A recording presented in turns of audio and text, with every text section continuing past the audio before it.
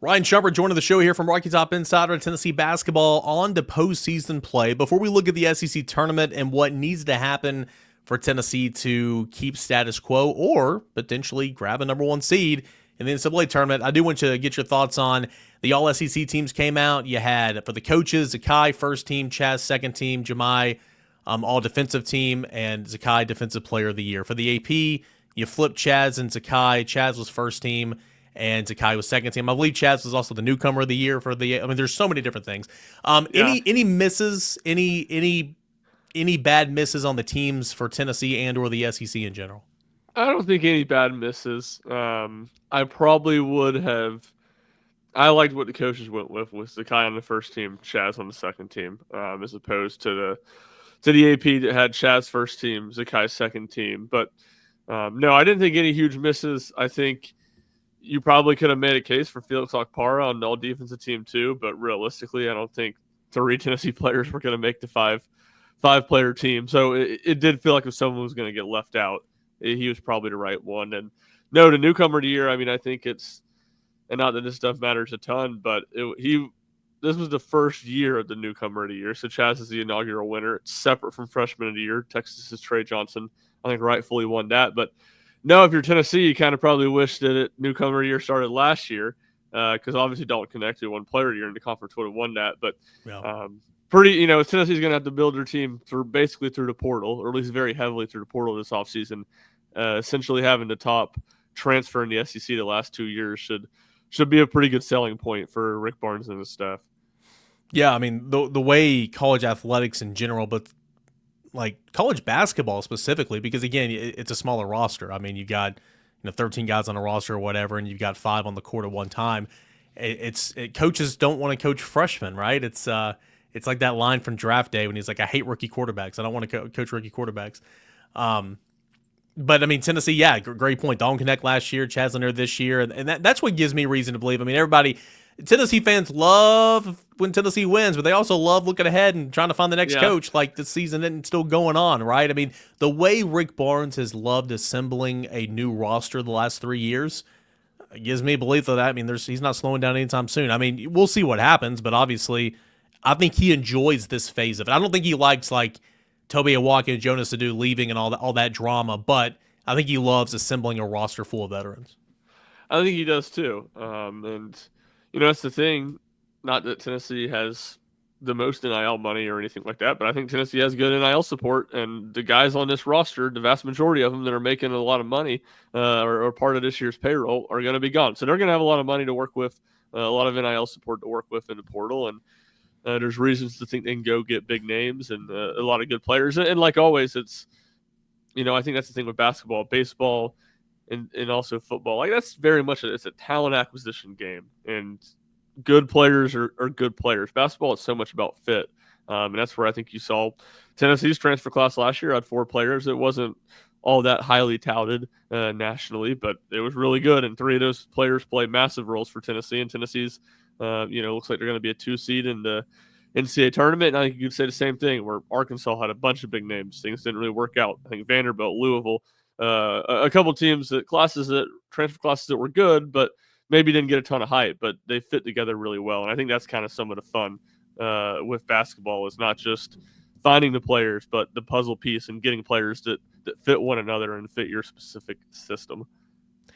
ESPN's Joe Lunardi on, I guess it was Tuesday, said final number 1 seed in the NCAA tournament will go to the SEC survivor in the SEC tournament. So let me ask you, in years past, just simply didn't matter what happened on Sunday. Didn't help Tennessee a couple years ago. Didn't crush Tennessee, last year. But what happens on Sunday in the SEC tournament doesn't matter. Can that actually change this year because the SEC is so good? If it's Auburn or if it's Florida or if it's Tennessee or if it's Alabama. I mean, Auburn's already locked into a number 1 seed, but for the Floridas, the Alabamas, and the Tennessees, if you win this whole thing on Sunday, that should matter, right?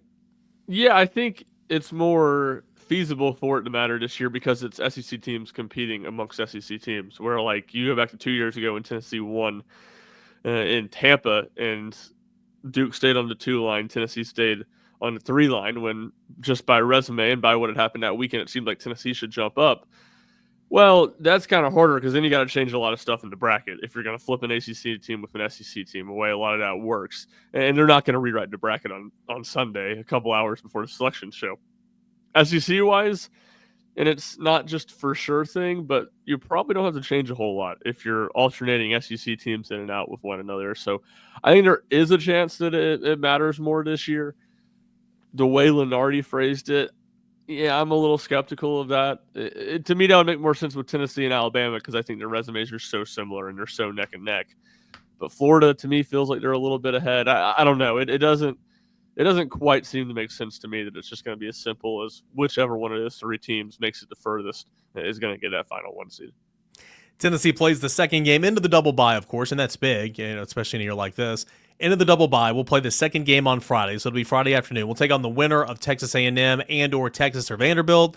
You played Vanderbilt this year. You played Texas A&M this year. You played Texas this year, actually. You played all three. Yeah, you were there at Texas. They have played Texas. What matchup favors Tennessee the best on Friday? I think Texas, largely because I think they're the worst team of the three. I think that probably goes a long way. And I think it's almost Vanderbilt A&M, and A&M's definitely, I think, the better team of the two, but I think that one's a lot more curious. I think Vanderbilt is a tough matchup for Tennessee. I think you saw that in both games. Tennessee loses in Nashville, and Vanderbilt gave Tennessee everything they wanted and more in the game in Knoxville. So I think that's just from a pure matchup standpoint. Vanderbilt is a worse matchup for Tennessee than Texas A&M is. But when you start looking at the fact at that point, Vanderbilt would have already played 2 games in 2 days. And you look at the physicality that that A&M would bring to Tennessee and how hard that would maybe make the rest of the tournament, I think probably Vanderbilt would still be better for Tennessee to play. So Texas is by far, I think, the team you'd want to see if you're Tennessee, and then followed by Vanderbilt and A&M being pretty close to one another, but probably rather see Vanderbilt than the Aggies. Out the door, Ryan, your pick to click. Tennessee in the month of March. This player has to score this many points, has to be this great on defense, has to do this much on the boards. Who's your player to watch for Tennessee to make this run? And I understand low-hanging fruit. You could say Chaz because he scores the most points, or Jemai on the defensive end, but interesting question, I guess. Yeah, I'll go two different sides to it. One, I'll just say Igor Milicic's rebounding. I think the offense is going to be inconsistent with Igor. We're far enough into this thing. I just think that's how that's going to be. But Tennessee has struggled rebounding the ball the last 2 weeks. Igor is at times this year been a lead on the glass. I want to see him just rebound the basketball and be a force there. And whatever else happens on the offensive end, you'll live with it. You hope you get a good game from him in a big spot, kind of like Tennessee got from Olivier Camwa a couple years ago against Duke. But really, I just want to see Igor rebound the basketball.